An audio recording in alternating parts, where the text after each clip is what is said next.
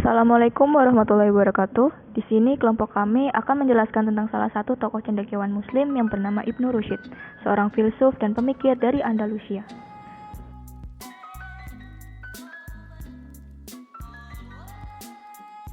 Anggota kelompok kami yaitu 1. Felisa Nadinda Felinda, 2. Valen Akila Putri Setiawan, 3. Syafira Maulidia.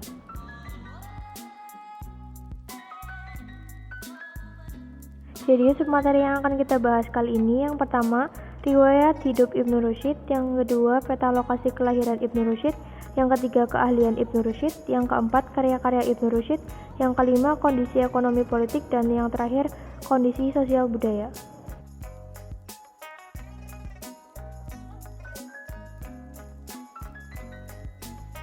Riwayat hidup Ibnu Rushd. Ibnu Rushd atau nama lengkapnya Abu Al-Walid Muhammad bin Ahmad bin Muhammad bin Rushd berasal dari keturunan Arab kelahiran Andalusia. Ibnu Rushd lahir di Andalusia, Spanyol, tepatnya di kota Cordoba tahun 520 Hijriah atau 14 April 1126. Ia lahir dan dibesarkan dalam keluarga ahli fikih. Ayahnya Ahmad atau Abu Al-Qasim seorang hakim di Cordoba, demikian juga kakeknya sangat terkenal sebagai ahli fikih. Ibnu Rushd meninggal dunia pada tahun 595 Masehi atau 10 Desember 1197 di kota Marrakesh, Maroko. Jenazahnya kemudian dimakamkan di Andalusia.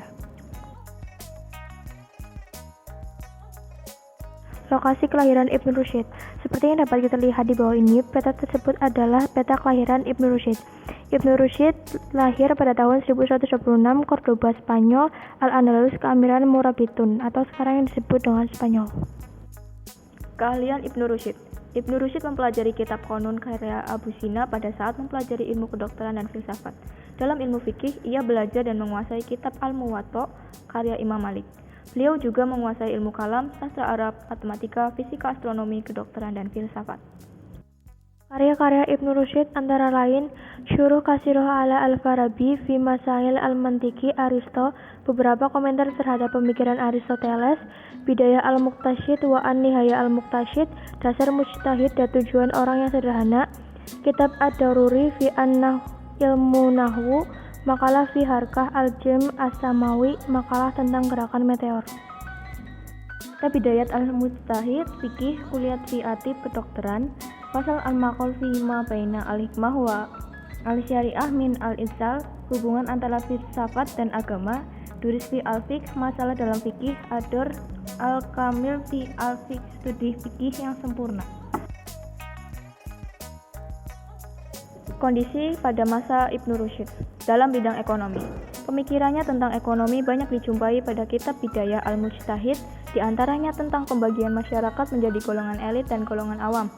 Konsep kemakmuran negara Ibnu Rushd menggagas konsep yang terkenal yaitu Jumhuriyah wal Al-Ahkam yang mirip dengan negara demokrasi.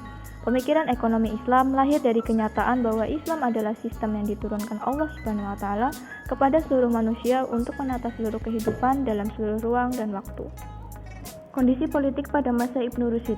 Pada 1182, ia ditunjuk sebagai dokter istana dan hakim kepala di Cordoba oleh Khalifah Abu Yaqub Yusuf. Setelah wafatnya Abu Yusuf pada tahun 1184, ia masih berhubungan baik dengan istana, hingga 1195 saat dia dikenai berbagai tuduhan dengan motif politik dan kemudian pengadilan memutuskan untuk mengasingkan Ibnu Rushd ke Lucena.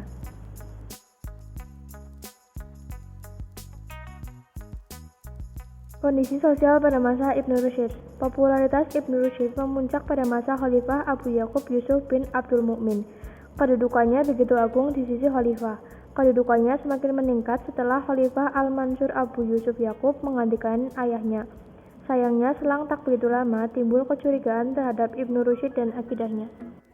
Dalam bidang budaya, ia mengkritik corak neoplatonisme yang terdapat pada filsafat pemikir-pemikir Islam sebelumnya seperti Al-Farabi dan Ibnu Sina, yang ia anggap menyimpang dari filsafat Aristoteles. Ia membela kegiatan berfilsafat dari kritik yang dilancarkan para ulama syariah seperti Al-Ghazali. Karya-karyanya dinyatakan sesat oleh Gereja Katolik Roma pada tahun 1270 dan 1277, dan pemikiran Kristen Thomas Aquinas menulis kritik-kritik tajam terhadap doktrin Ibnu Rushd. When Ibnu Rushd said, Hukum ini mengajarkan bahwa alam semesta diatur dan diciptakan oleh Tuhan. Itu artinya ia tidak datang secara kebetulan atau dengan sendirinya. Dunia dibagi menjadi dua golongan, yaitu yang memiliki kecerdasan dan tidak beragama, dan orang-orang yang memiliki agama dan tidak memiliki kecerdasan. Sungguh sangat menginspirasi. Sekian presentasi dari kami, terima kasih atas perhatiannya dan mohon maaf apabila ada kesalahan dan kekurangan. Wassalamualaikum warahmatullahi wabarakatuh.